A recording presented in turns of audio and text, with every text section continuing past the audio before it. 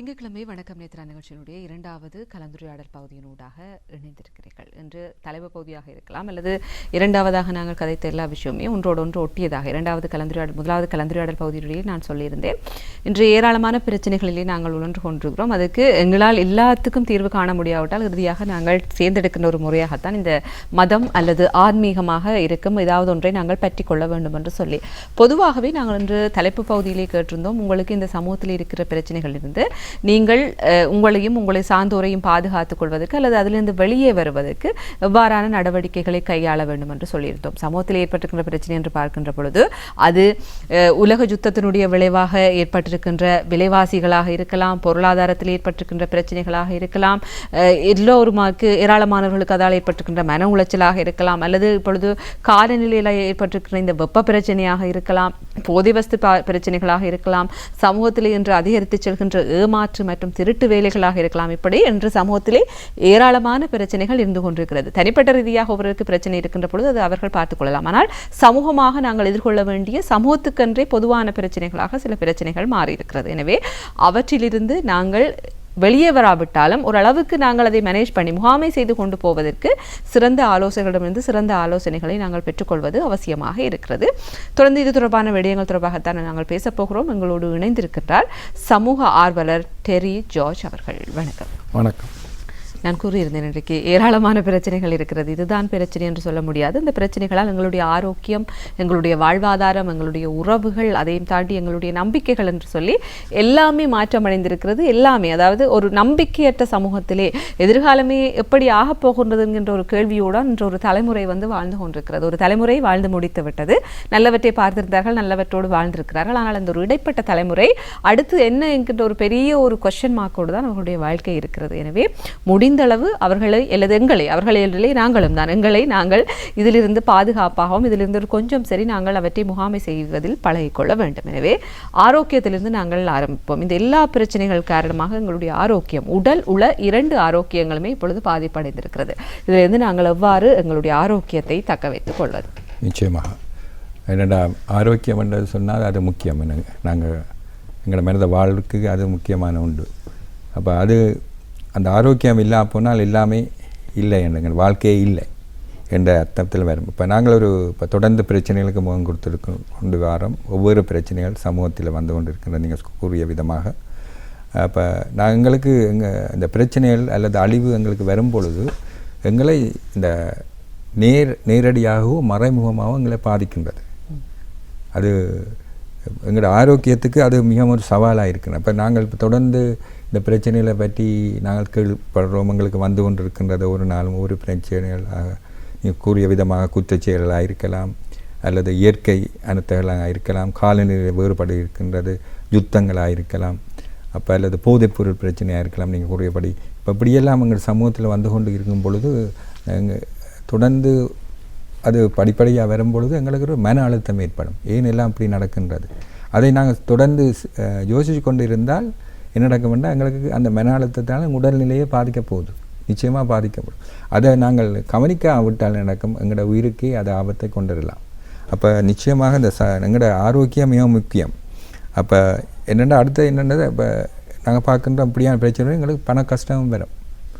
அப்போ சரி நேரம் நாங்கள் யோசிக்கலாம், இப்போ இந்த பண கஷ்டம் வரைக்கும் என்ன செய்யலாம், அல்லது இந்த ஒரு தொற்று நோய் வந்து பரவி கொண்டிருந்த சமூகத்தில் இப்போ சில மருந்துகள் இல்லாமல் இருக்கலாம், அல்லது எங்களுக்கு ஹாஸ்பிட்டலுக்கு போய் அங்கே சரியான இதுகளை செய்ய எங்களுக்கு வசதி இல்லாமல் இருக்கலாம், அல்லது அங்கே போய் இடம் இல்லாமல் இருக்கலாம். அப்படியான ஒரு நிலைமையில் தான் நாங்கள் இப்போ வாழ்ந்து கொண்டிருக்கோம். எங்களுக்கு அனுபவம் தெரியும் கடந்த காலங்களில். அப்போ எண்ணம் வர வர மனிதனுக்கு சிந்திக்க முடியாமல் தான் இருக்கின்றது. என்ன இப்படி வரும்போது எங்களுக்கு சிந்திக்க முடியாது. அப்போ நாங்கள் இப்படியான பிரச்சனை வரும்பொழுது எங்களோட உடல்நிலையை நாங்கள் கவனித்து கொள்ளாமல்தான் என்ன நடக்கும், எங்களுக்கு பிரச்சனை வரும். கவனித்துக்கொண்டு நாங்கள் ஒரு விஷயத்தையும் நாங்கள் செய்ய முடியாது, சரியான முறையில் செய்ய எங்களுக்கு சிந்திக்க முடியாத நிலையில் வரும், தெளிவாக சிந்திக்க முடியாமல் வரும். அப்போ ஆரோக்கியமாக இருந்தால் ஒன்றை நினச்சி கொள்ளணும். நாங்கள் எவ்வளவு கஷ்டமாக இருந்தாலும் எங்களுக்கு சிந்திக்கக்கூடிய விதமாக இருக்கும் ஒரு நல்ல தீர்மானங்களை குடும்பமாக அல்ல சமூகமாக மற்றவர்களுக்கும் கூடிய விதமாக நாங்கள் தீர்மானங்கள் எடுக்க எங்களுக்கு நல்லா இருக்கும். இப்போ இது எல்லாருக்கும் பொருந்தும். பணக்காரராக இருந்தாலும் சரி, ஏழையாக இருந்தாலும் சரி, இது எல்லாருக்கும் பொருந்தும் இந்த விஷயம் ஆரோக்கியம் என்பது. அப்போ ஒரு பழமொழி இருக்குது, நாங்கள் சொல்கிறோம் என்னென்றால், அதாவது வருமுன் காப்பதே சிறந்ததுன்னு சொல்லி. அப்போ அதை சொல்ல சாமர்த்தியசாலி என்பவன் என்றால் புத்திசாலியானவன். அவன் என்ன செய்தான், ஏதாவது ஒரு விஷயத்தை அவனுக்கு பாதிப்பு வருமென்றால் அதுக்கு முதலே அவன் நல்ல விஷயங்களை தீர்மானித்து செய்ய தொடங்குவான். ஆகவே அதை அப்படி செய்ய தொடங்கிக்க அதில் அவன் மாட்டிக்கொள்ள மாட்டான் தேவையில்லாமல். அப்போ அவனுக்கு அது ஒரு நல்ல ஒரு வழியை கொண்டு போகின்றது. ஆகவே நாங்கள் அப்படியா சிந்திக்க வேண்டியவர்களாக இருக்கிறோம் எங்களோட ஆரோக்கியத்துக்காக வேண்டி. இப்போ ஆரோக்கியத்துக்காக வேண்டி நாங்கள் என்னென்ன செய்யலாம் எங்களோட ஆரோக்கியத்துக்கு? இப்போ நாங்கள் சுத்தமாக இருக்க வேணும். இதெல்லாம் சுத்தம்னா என்ன, நாங்கள் எங்களையே சுத்தப்படுத்தணும். இப்போ எங்களை வீட்டு சுத்தமாக இருக்கணும். அப்போ நாங்கள் அடிப்படை என்னென்னா கை கழுவி சாப்பிட சொல்லியிருக்கு. அப்போ கை கழுவி சாப்பிட வேணும். மற்றது நாங்கள் மெலசல கூட போக வேணும், அதுக்கும் கைகள் வேணும்னு இருக்குது. அப்போ இதெல்லாம் அடிப்படை ஆரோக்கியத்துக்கு எங்களுக்கு உதவும், நல்ல ஆரோக்கியமாக இருக்கிறது. சுத்தமாக இருக்கணும் என்று சொன்னோம்னா இது வேறு எங்களோட வீட்டு சுற்றுப்புறங்களை கூட நாங்கள் சுத்தமாக வைத்திருக்கலாம். இப்போ எங்களோட இன்றைக்கு பார்த்திங்கன்னா ஒவ்வொரு நோய்கள் வந்து கொண்டு இருக்கின்றது. இப்போ நுழம்பினால் வர நோய்கள். இப்போ இதுக்கு நாங்கள் என்ன செய்யலாம், நாங்கள் எங்களோட சுற்றுப்புறங்களை கூட நாங்கள் நல்ல முறையில் நாங்கள் சுத்தம் வைத்திருந்தால் அதுகளை தவிர்த்து கொள்ளலாம். அப்போ அதுகளை நாங்கள் என்ன சமூகமாக செய்யணும். நாங்கள் அவர் செய்யலைன்னு சொல்லிவிட்டு ஏன் அவர் செய்யலை நான் செய்யணுமா இருந்தால் கடைசி மட்டும் செய்ய முடியாது. அப்போ நான் என்ன பாதுகாத்து கொள்ளணும்னா சில விஷயங்களை நாங்கள் சமாளித்து தான் போகணும். சமாளித்து செய்தால் எங்களுக்கு அது நல்ல. மற்றது அடுத்ததாக என்ன செய்ய, சத்துள்ள உணவுகளை நாங்கள் உள்ளணும். இப்போ சத்துள்ள உணவு வேண்டாம், நல்ல தண்ணி குடிக்கணும்னு சொல்லுவாங்க. நிச்சயமாக ஆரோக்கியத்துக்கு. மற்றது பழ வகைகள், காய்கறி வகைகள், இதுகளை நாங்கள் சாப்பிட வேணும்னு சொல்லுவார்கள். நிச்சயமாக அது எங்களுக்கு நல்ல, இந்த காலத்தில் அதை பல வகைகள் காய்கறி சாப்பிட இப்படி உஷ்ணமான காலத்தில் எங்களுக்கு மிகவும் நல்லது. என்னென்னா எங்களுக்கு ஆரோக்கியத்துக்கு நல்லது. மற்ற தண்ணி குடிக்கணும்னு சொல்ல, தண்ணி நிச்சயமாக அவர் சொல்கிறார்கள் தண்ணி குடிக்க சொல்லி. என்னென்னா இன்றைக்கு சூடு கூட. அப்போ தண்ணி குடித்தால் எங்களுக்கு உடம்பை பேலன்ஸ் பண்ணும். உடம்புல ஹீட்டை நாங்கள் பேலன்ஸ் பண்ணி கொண்டு போகலாம். இப்போ நோய்களை தவிர்க்கக்கூடியதாக இருக்கும். இப்போ இப்படியான விஷயங்களை செய்யலாம். மற்றது என்னென்னா நாங்கள் கூடுதலாக மதுபானம் பாவிக்கிறத கவனமாக இருக்கணும். அளவுக்கு மிஞ்சி பாவிக்கக்கூடாதுன்னு சொல்கிறார். மற்றது போதைப் பொருட்கள், புகையிலை, அதுகளை தவிர்த்து கொள்ள வேண்டும்.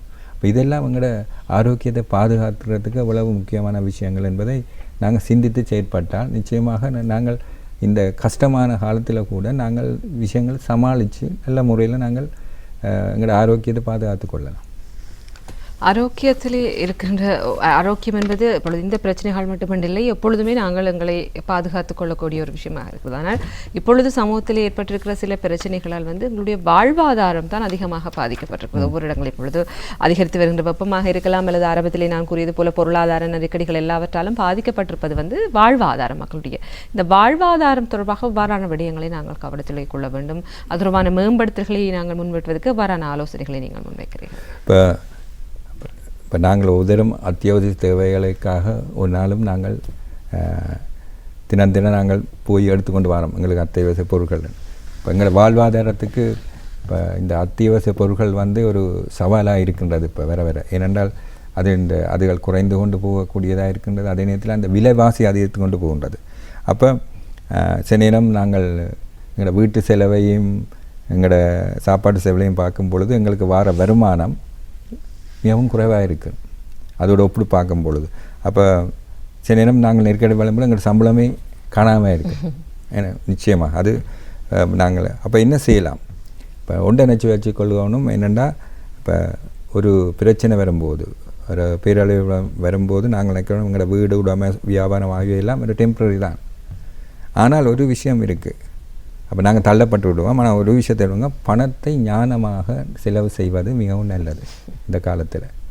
இப்போ அதை ஞானமாக செலவு செய்கிறது என்னென்னா அந்த நெருக்கடியான காலத்தில் வாழ்கிறபடியாக அதை நாங்கள் நல்ல முறையில் சமாளிக்கலாம். ஞானமாக செலவு செய்யணும். அப்போ அதை எப்படி நாங்கள் செய்யலாம்? பணத்தால் வாங்க முடியாத நல்ல விஷயங்கள் இருக்குது. அன்பு, சந்தோஷம், இதெல்லாம் பணத்தால் வாங்க முடியாது. அப்போ அதுகளை நாங்கள் எப்படி வளர்த்து கொள்ளலாம் இந்த நேரத்தில், அது முக்கியம் இருக்கு. என்னென்னா நாங்கள் திருப்தியாக வாழ வேணும். திருப்தியாக வாழ வேணும்னா இன்னும் எல்லாத்தையும் நாங்கள் வேண்டி வச்சுக்கொள்கிறது இல்லை. அப்போ எது தேவை எங்களுக்கு வாழ்க்கை, எது தேவைன்ற சிந்தித்து பார்க்க வேண்டும். என்ன பொருள் எங்களுக்கு தேவை. அப்போ அதை நாங்கள் நல்ல முறையில் எடுத்து எங்களோட பணச்செலவை நல்ல முறையில் நாங்கள் சமாளிக்கலாம் இந்த கஷ்டமான காலத்தில். அப்போ அது எங்களுக்கு மிக முக்கியமாக இருக்கின்றது. மேலும் செலவுகளை எப்படி குறைக்கலாம். இப்போ அதிகமாக எல்லோரும் கண்ட உடனே எல்லாத்தையும் வேண்டணும்னு நினைப்பார். அது இயல்பு. ஆனால் இப்படியான காலத்தில் நாங்கள் என்ன செய்யலாம், நாங்கள் எங்களோட மனதை கட்டுப்படுத்தி கொள்ள வேணும். எங்களுக்கு இது தேவையா, எது முக்கியம் என்றதை நாங்கள் போவோம். இப்போ சூப்பர் மார்க்கெட் போனோன்னே எங்களுக்கு தெரியும், அது இயற்கை தான், அதை கண்டோன்னே இதை கண்டோன்னே வேண்டுவோம். ஆனால் உண்மையில் அப்படியான காலத்துக்கு போகும்போது எங்களோட மனதை கட்டுப்படுத்தி கொண்டு போகணும். நாங்கள் இந்த லிஸ்ட் ஓட்டு வேண்டுவோம், இதுதான் எனக்கு தேவை, இதுதான் எனக்கு தேவை. அப்போ இதை ஒன்றா அதை தான் நாங்கள் பார்ப்போம். அவங்கள்ட அப்போ நாங்கள் அதை பயிற்று வச்சுக்கொள்ளணும். கஷ்டம்தான், பயிற்று வச்சுக்கொள்ளணும். அப்போ எதையாவது வாங்குறதுக்கு முன்பு நாங்கள் 2 தானே யோசிக்கணும். இது எனக்கு உண்மையாக தேவையா, இது எனக்கு பயன்பட போகுதா என்றதை நாங்கள் சிந்தித்தா நிச்சயமாக நாங்கள் சில விஷயங்களை எங்களை தவிர்த்து கொள்ளலாம். மேலும் பார்க்கலாம். இப்போ நாங்கள் சிந்திக்கலாம், எங்களுக்கு இப்படியான கஷ்ட காலத்தில் அரசாங்க சலுகைகள் இருந்தால் அதை நாங்கள் நிச்சயமாக போய் நாங்கள் அந்த அதிகாரிகளோட கதைச்சி அதை எடுத்துக்கொள்ளலாம். அல்லது வேறு நிறுவனங்கள் சில இந்த கஷ்டமான காலத்தை உதவி செய்கிறார்கள் மக்களுக்கு. அப்போ அதையே நாங்கள் அந்த சலுகைகளை நாங்கள் பயன்படுத்தி கொள்ள வேண்டியதாக இருக்கும். மற்றது இன்னொன்று இருக்குது, இப்போ அதிகமான நாட்கள் பட்ஜெட் போட மாட்டார்கள். அப்போ உண்மையில் பார்த்தா ஒரு பழமொழி ஒன்று இருக்குது, கடினமாக உழைக்கிறவன் என்ன சொன்னால் திட்டங்களை நிச்சயம் வெற்றி பெறும், அவன் உழைப்பு நிச்சயமாக வரும். ஏன்னா அவன் திட்டம் படுறான், கடினமாக உழைக்கிறான். ஆனால் இந்த அவசரத்தில் செலவழிக்கிற ஆட்களுக்கு இருக்கிறாங்க தானே, அவங்களுக்கு வறுமையை தான் வரும்னு சொல்லியிருக்கு. அது நிச்சயம். ஏன்னா அவர்கள் திட்டம் இல்லை. அப்போ பட்ஜெட் போடுறோம். பட்ஜெட் போடுறேன்டா என்ன, வரவுக்கு மீறி செலவு அதிகமாக வருகுதா என்பதை நாங்கள் திட்டமிடக்கூடும். அப்போ நாங்கள் சொல்லலாம் அவங்களுக்கு மாத சம்பளம் இவ்வளவு, ஆகவே என்னென்ன தேவை, இந்த அப்போ என்னென்ன தேவைன்னு போடலாம். எனக்கு இவ்வளவு தான் செலவாகும். அப்போ எங்களுக்கு தெரியும் என்ன செலவாகும். அப்போ இப்போ இந்த வரவு இவ்வளவு, செலவு இதை ஒப்பிட்டு பார்க்கலாம்.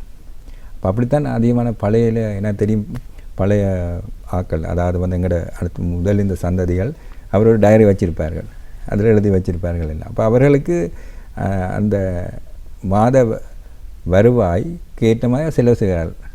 அப்போ அது மூலமாக அவர்கள் வாழ்க்கையில் ஒரு சந்தோஷத்தை அனுபவித்தார்கள். அப்போ அதை நாங்கள் பாய்த்து விட்டு கொள்ளணும். ஏனெண்டா எங்களுக்கு தேவை சந்தோஷம் வாழ்க்கையில். அப்போ கஷ்டமான காலத்தில் நாங்கள் எப்படி சந்தோஷமாக எங்களோட வாழ்க்கையை நடத்தலாம் என்பதை சிந்திக்கிறதுக்கு ஒரு இப்படியான திட்டங்கள் எங்களுக்கு அவசியம். மற்ற செல்வார்கள் கடன் படணும். கடன் வாங்குவதை உண்மையில் தவிர்க்கிறது நல்லது. ஏனென்றா கடன் பட்டு கொண்டு போகும் பொழுது அதின் பின் விளைவு பயங்கரமாக இருக்கும். ஏன்னா நாங்கள் அதை பார்த்துருக்கிறோம். அப்போ சில நேரம் உயிரையும் மாற்றிக்கொள்கிறார்கள் சில பேர். அப்போ கடன் வாங்குவதை எப்போவும் தவிர்த்துக்கணும். அப்போ நாங்கள் எங்களோட வருமானத்தில் என்ன செய்யலாம் சொல்லுவாங்க, அந்த முந்தி பேங்க்கில் ஒரு சின்ன ஒரு டீல் பாக்ஸ் ஒன்று கொடுத்தோன்னா ஒரு ரூபா போடுவாங்க அந்த காலத்தில்.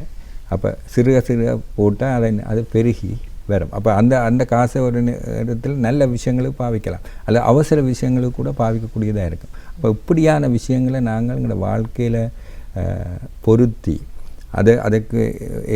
அதை சிந்தித்து செயற்படும் பொழுது நிச்சயமாக எங்களோட வாழ்வாதாரத்தை நல்ல முறையில் சமாளித்து இந்த நெருக்கமான காலங்களில் நாங்கள் கொண்டு போகக்கூடியதாக இருக்கும்.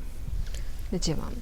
இப்பொழுது இதே போல் இப்போ எங்களுக்கு ஏதாவது ஒரு இன்னல் துன்பம் வருகின்ற பொழுது அடுத்ததாக இருக்கிற பிரச்சனை உறவுகளுக்குள்ளே ஏற்படுகின்ற விரிசல்கள், பணப்பற்றாக்குறைகள் வரும் பொழுது, அது இப்பொழுது ஒரு பொருளாதார நெருக்கடி வரும் பொழுது குடும்பத்திலே கூட கணவன் மனைவிக்கு இடையிலே பிரச்சனைகள் வரும். அதை எப்படி சமாளிப்பது என்று சொல்லி பெற்றோர் பிள்ளைகளுக்கு இடையிலே பிரச்சனை வரும், அவர்களுடைய தேவைகளை நிறைவேற்றாமல் போகின்ற பொழுது, அதே போல் வேறு சமூக பிளவுகள் ஏற்படுகின்ற பொழுதும் இந்த பிரச்சனைகள் ஏற்படும்.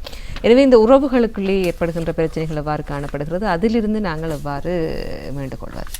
நிச்சயமாக இப்படியான பிரச்சனை நடக்கும் பொழுதும் நெருக்கடி வரும் பொழுது நாங்கள் என்ன கவலையில் மூழ்கி விடுவோம். அப்போ அதை பற்றியே யோசிச்சு கொண்டிருப்போம். அப்படி நடக்கிறது. அப்படி நடக்கும் பொழுது என்ன செய்யும்னா நாங்கள் எங்களோட நண்பர்கள் கூட மறந்து விடுவோம். நண்பர்கள் நினைப்பார்கள் எங்களுக்கு வேணும் தனிமையாக இருக்கிறதுக்கு, அதோடு போய் வந்துடும். அடுத்தது குடும்பத்தில் என்ன வேணும்னா கணவன் மனைவிக்கு இடையிலே விரிசல்கள் வர துவங்கிடும். இப்போ இதெல்லாம் பெரிய ஒரு சிக்கலான நிலைமையும் கொண்டு வரும். மற்றது உங்களுக்கு பிள்ளைகள் இருந்தால் அவருடைய கஷ்டங்களை நாங்கள் என்ன கண்டுகொள்ளாமல் விடுவார். ஏன்னா நாங்கள் இதில் தான் எங்களை முக்கியமான அப்படியான கஷ்ட காலத்தில் இதை பற்றித்தானே யோசிக்கொண்டு இருக்கிறோம். இப்போ இது ஒரு பயங்கர விளைவுகளை கொண்டு வரும். ஏன்னா நண்பர்களை தேவை. ஏன்னா நண்பர்கள் தேவை. நண்பர்கள் ஆபத்தில் உதவுவார்கள். என்ன அன்பான நண்பனை ஆபத்திலே அறியலாம். ஏன்னா நண்பர்கள் எங்களுக்கு தேவையான நேரத்தில் அவர் இருக்கிறார்கள். அப்போ அவர்கள் வந்து இப்படியான நிலைமையில் நாங்கள் இருக்கும்போது அவங்களோட கதைக்கும் பொழுது அவங்க எங்களுக்கு நல்ல வழிகாட்டிகளை தருவார்கள், நல்ல நெறிகளை சொல்லுவார்கள், மற்ற எங்களுக்கு உதவ முன் வருவார்கள். அப்போ நிச்சயமாக அந்த நேரத்தில் எங்கள் நண்பர்களோட நாங்கள் தொடர்பு வச்சுருக்கோம், மிகவும் நல்லது. அடுத்தது குடும்பத்தை எடுத்து பார்ப்போம். குடும்பத்தில் கணவன் மனைவி அதிகமாக வாரது இந்த பிரச்சனைகள் வாரது காசுகளால் அதிகமாக குடும்பத்தில் விரிசல் ஏற்படுறது. ஏனென்றால் செலவு கூட போட்டுது, வரவு கூட வேண்டோன்னே நிச்சயமாக குடும்பத்தில் இருக்கிற குடும்ப தலைவிக்கு அது மிகவும் ஒரு கஷ்டமாக இருக்கும் சமாளிப்பது. அப்போ யார்கிட்ட போய் கேட்பது? அதோடு இருக்கேன் இப்போ நாங்கள் எங்களோட டிக்னிட்டியாக வச்சுருக்கணும், எங்கள் மரியாதை வச்சுருக்கணும்னு இருக்குது. அப்போ ஆகவே என்ன செய்யலாம்? கணவனும் மனைவியும் இருந்து அது நல்ல ஒரு சூழ்நிலையை ஏற்படுத்தணும். இது கையான கஷ்டமான விஷயம். நல்ல ஒரு நாங்கள் வாழ்கிற ஒரு ஒரு ஒரு ரெட் ரேஸ் என்று சொல்லுவாங்க. நாங்கள் ஓடிக்கொண்டே இருக்கிறோம். அப்போ எங்களுக்கு நேரம் காணாது, நேரத்தை நாங்கள் வாங்கணும். அப்போ நல்ல ஒரு சூழ்நிலையை ஏற்படுத்தி அல்லது வீட்டில் இல்லாட்டிலும் நாங்கள் ஒரு வெளி இடத்துக்கு போய், ஏன்னா அந்த சூழ்நிலை எங்களுக்கு சரி வராத ஒரு வெளி இடத்துக்கு நாங்கள் போய் ஒரு பார்க்கில் போய் இந்த கதைச்சி இப்படி இருக்குன்னு சொல்லி நாங்கள் கதைத்தால் சில விஷயங்களை நாங்கள் தீர்த்து கொள்ளதாக இருக்கோம். இந்த நேரத்தில் அதை சமாளித்து கொண்டு போகலாம். ஏனெண்டா அந்த இடத்துல நாங்கள் என்ன செய்கிறோம்? கதைக்கிறோம். 2 பேரும் கணவனும் மனைவியும் கதைக்கின்றோம். அப்போ மனைவி சொல்கிறத கணவன் செவி கொடுத்து கேட்கணும், கணவன் சொல்கிறத செவி கொடுத்து கேட்டு அதன் மூலமாக நல்ல ஒரு விஷயத்தை நாங்கள் எங்களோட வாழ்க்கையில் சந்தோஷமாக இந்த நெருக்கமான காலத்தில் கூட நாங்கள் இந்த உறவை தக்க வைத்து கொள்ளதாக இருக்கும். அப்போ அது ஒரு முக்கியமான இது. மேலும் என்ன செய்யலாம்? பிள்ளைகளை எடுத்து பார்ப்போம். இப்போ நாங்கள் என்ன செய்கிறோம்னா, இப்போ இதிலேயே ஃபோக்கஸ் பண்ணி கொண்டிருந்தா எங்களோட முழு மனத்தையும் இப்போ இப்படியான கஷ்டகாலம் வருது, இப்படியெல்லாம் நடக்குது, இதிலே ஃபோக்கஸ் பண்ணி கொண்டிருந்தால் பிள்ளைகளை நாங்கள் கைவிட்டுருவோம். பிள்ளைகள் இருந்தால் அவர்களுக்கு பிரச்சனைகள் இருக்கும். பள்ளிக்கூடத்தில் பிரச்சனைகள் இருக்கலாம், அல்லது அவர்கிட்ட நண்பர்களால் பிரச்சனைகள் இருக்கலாம். அவர் எல்லாத்தையும் வந்து சொல்லார்கள், நிச்சயமாக சொல்லார்கள். ஆனால் அவர்களை எப்படி நாங்கள் அவரை மனதிலிருந்து வெளியில் கொண்டுடலாம்டா அவர்களோடு நாங்கள் ஒரு நல்ல ஒரு கூட்டுறவை ஏற்படுத்த வேணும். அதுக்கு நல்ல ஒரு சந்தர்ப்பத்தை ஏற்படுத்தணும், செவி கொடுத்து கேட்க வேணும். அப்போ எல்லாத்தையும் ஒரு நேரத்தில் சொல்ல மாட்டார்கள், படிப்படியாக சொல்லுவார். அப்போ அவர்களுடைய பிரச்சனைகளை தீர்க்கக்கூடியதாக இருக்கும். என்னென்னா இப்படியான காலத்தில் அவர்களுக்கு நேரம் கொடுக்க வேண்டியதாக இருக்கும். அப்போ நாங்கள் அடுத்தது இன்னொன்று இருக்குன்னா இப்படியான நடந்து கொண்டிருக்கு. இப்போ பார்த்திங்கன்னா யுத்தங்கள் நடந்து கொண்டிருக்கு, இப்போ இப்படி அழிவுகள் வந்து கொண்டிருக்க, பிள்ளைகள் வந்து பயப்படுவார்கள். அப்போ சொல்கிறாருன்னா பிள்ளைகளுக்கு எல்லாத்தையும் நிறைய காட்டிக்கொண்டு நாங்களும் அதை தொடர்ந்து பார்க்காம இருப்பது நல்லது. ஏன்னா அதுதான் மனதில் போய் கொண்டிருக்கும். அப்போ அதை பார்க்காம அதுகளை குறைத்து நல்ல விஷயங்களை செய்யுங்க. நல்ல விஷயங்களோடு நல்லவர்களோடு நல்ல விஷயங்களை போய் செய்து கொள்ளுங்க. அல்ல பிள்ளைகளோடு நல்ல விஷயங்களுக்கு அவர்கள் கூட்டிக் கொண்டு போங்க. அப்படி கூட்டிக் கொண்டு போகும்பொழுது அவர்களோட உறவும் எங்களோட குடும்ப உறவும் நல்லா இருக்கும். பிள்ளைகளோட பெற்றோருடைய உறவும் ஒரு நல்ல ஒரு தொடர்பாக இருக்கும். நல்ல சிந்தனையில் வளர்த்து கொள்வார்கள். கஷ்டமான காலம்தான், ஆனால் அதை பற்றி தொடர்ந்து யோசிக்காமல் இருப்பதற்கு இது நல்ல முறையாக இருக்கின்ற. ஏன்னா இதன் மூலமாக இந்த குடும்பமே ஒரு சந்தோஷமாக அந்த காலத்தை தொடர்ந்து அந்த காலத்தினூடாக செல்லக்கூடியதாக இருக்கும். சரி, நான் ஆரம்பத்திலேருந்தே கூறியிருந்தேன், ஒரு சமூகத்திலே அல்லது குடும்பங்களிலே துன்பங்கள் அல்லது சமூகத்திலே ஏற்றத்தாழ்வுகள், சமூகத்தில் ஏதாவது ஒரு நிகழ்வுகள் நடக்கின்ற பொழுது, நாடளாவிய ரீதியிலே உலகளாவிய ரீதியிலே நடக்கின்ற பொழுது கட்டாயம் அது உங்களுடைய ஆரோக்கியத்தையும் வாழ்வாதாரத்தையும் அதே போல் உறவுகளுக்கு இடையிலான பிணைப்புகள் என்று சொல்லி எல்லாவற்றையும் குலைத்து விடக்கூடிய தன்மை இருக்கிறது. ஆனால் அப்படியானவை நடக்கும் பொழுது நீங்கள் மனதளவிலே சோர்ந்து விடாமல், எந்த இடத்திலும் உங்களுடைய நம்பிக்கையை இழந்து விடாமல் நாங்கள் இருக்க வேண்டும். நாங்கள் இந்த இடத்துல இருந்து எத்தனையோ விஷயங்களை சொன்னாலும் ஒவ்வொருவருடைய தனிப்பட்ட மென்டல் கெப்பாசிட்டி என்று சொல்லி நாங்கள் சொல்லுவோம். அந்த தாங்கு திறனுக்கு ஏற்ப அவர்கள் அந்த பிரச்சனைகளை எதிர்கொள்ளுகின்ற திறன் மாறுபடலாம். என்று இவ்வளவு பேசுகின்ற நானாக இருக்கலாம் அல்லது யாராக இருந்தாலும் எங்களுக்கு என்று ஒரு பிரச்சனை வருகின்ற பொழுது நாங்கள் அதை எப்படி எதிர்கொள்ளப் போகின்றோம் என்கின்ற ஒரு யோசனை மனதிலே ஒரு உளைச்சல் கட்டாயம் இருக்கும். ஆனால் முடிந்த அளவிலே இப்படியான பிரச்சனைகளிலிருந்து எப்படி வெளியே வருவது என்று சொல்லி யோசியுங்கள் என்று சொன்னால் இதெல்லாம் இப்பொழுது ஒரு பொதுவான பிரச்சனை, எங்களுக்கு மட்டுமே ஏற்பட்ட பிரச்சனைகளிலே இது உலகளாவிய ரீதியிலே ஏற்பட்டிருக்கின்ற பிரச்சனைகளாக இருக்கின்றன.